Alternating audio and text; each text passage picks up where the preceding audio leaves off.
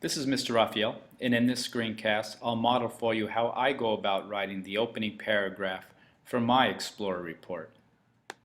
Like you, I've spent time researching a very famous explorer, and my explorer is Robert Ballard. He's the guy who discovered the Titanic. Also like you, I've taken all these notes about Robert Ballard, so now it's time to start making sense of these notes, organize these notes, and turn them into a written report.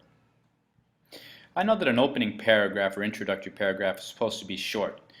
The intention is just to introduce the reader to the subject of the writing, in this case the subject of the report, and my subject is Robert Ballard. So in this opening I just need to introduce my reader to Robert Ballard. I can save all the details for the body of the report. I know that a well-written opening paragraph starts with a hook. It's important to grab the reader's attention right away. One way writers write an effective hook is to connect in some way the subject of the writing to the reader. So that's what I'm going to try to do now. And to help me with that, I need to think, what is my explorer most known for? And Robert Ballard is most known for discovering the Titanic. He spent his lifetime studying the ocean floor and basically searching for shipwrecks at the bottom of the ocean. The connection I'm thinking of is, I know people swim. I know people swim in pools, and I remember when I was a kid I would dive to the bottom of the pool for pennies. And I don't think I'm the only one in the world that did that. I think there's a lot of readers out there that did that as well. So I think that's a way that I can connect Robert Ballard to my reader. So now what I need to do is find a way to craft a sentence like that. Now, even though I'm trying to make a connection between Robert Ballard and my reader, I do know that Robert Ballard is different. So the technique I like to use, and other writers use this as well, is to use a sentence that starts with some. Like, some people do this, but my person does that. And that's the style I'm going to use. So here's my hook. Some people dive for pennies in a swimming pool. But you know, that's not what Robert Ballard does. He's different, right? Robert Ballard, what does he do? He dives for shipwrecks on the ocean floor. So that's my hook. You'll also notice that in the second sentence of my hook, I introduce the reader to my subject, Robert Ballard. So after the hook, I need to introduce my subject, Robert Ballard, and let the reader know what he's most known for. I'm just going to speak in general terms here, and I'm going to save the details for the body paragraph. You know, in making sense of all my notes, what I basically realized that this man spent half his life studying the ocean, the ocean's geology, and searching for shipwrecks. So I'm just going to take that information and turn it into a sentence. So here's what that sounds like. He spent more than half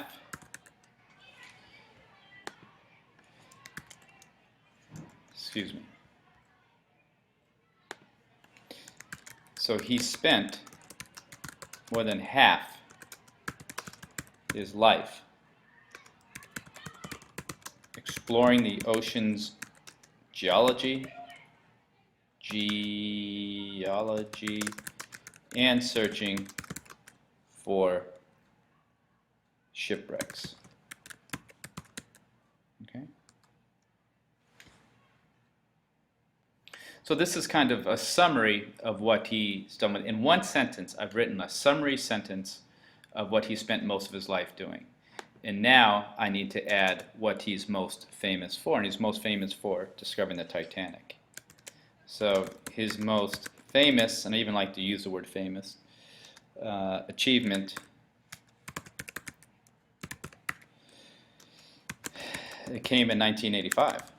Dates are important when you write a report. When he found the sunken Titanic. When he found the sunken Titanic. Okay? So I have my hook, I have the middle part of my paragraph, and now I just need to write my closing sentence. So the purpose of the closing sentence is just kind of to end that paragraph and then lead the reader into the next section of the report. One technique in writing a closing is to use some repeated language. It's really effective. And one way to find that effective language is to go back to the opening. And this whole idea of diving is something I might refer back to in my closing.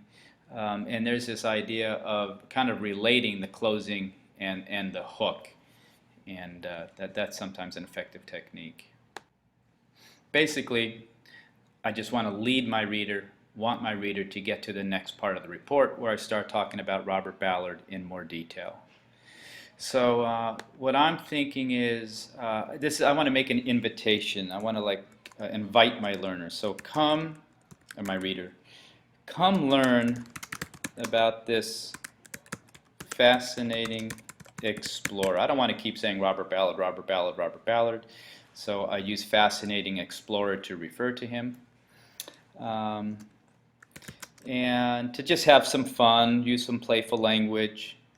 I want to say, and plunge the ocean's depths, because that's what he did, and without even getting wet. So, I have some fun with the language. I kind of connect my closing to my hook, and I'm just inviting my reader to move on to the next part of my report. So here's the whole opening paragraph. Some people dive for pennies in a swimming pool. Robert Ballard dives for shipwrecks on the ocean floor. He spent more than half his life exploring the ocean's geology and searching for shipwrecks. His most famous achievement came in 1985 when he found the sunken Titanic. Come learn about this fascinating explorer and plunge the ocean depths without even getting wet. So there you have it. That's how I put together an opening paragraph for my report.